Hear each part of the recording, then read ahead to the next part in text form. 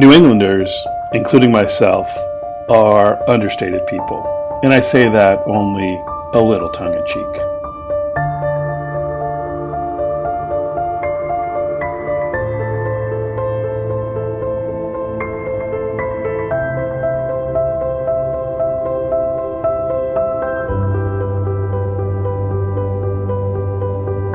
Of course we know we live in a special place, but we also don't appreciate unnecessary hype.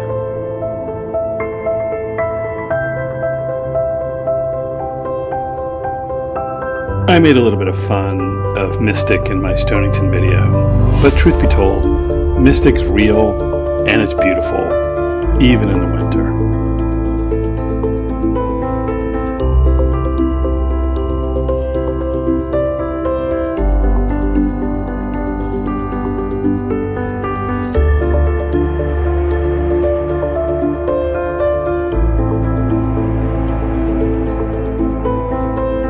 Mystic has a long history dating back to the native Pequot people. After ending the Pequot War in 1636, English settlements grew in and around Mystic. Initially it was part of Massachusetts before becoming part of Connecticut.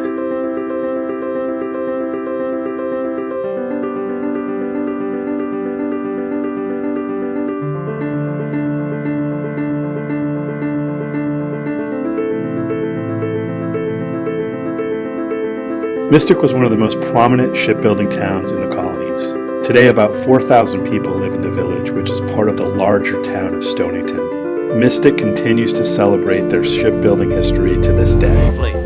Now all except one are gone. Charles W. Morgan, which is berthed in a bed of sand at Mystic Seaport, Connecticut. Mystic was one of the smaller seaports of New England in the 19th century.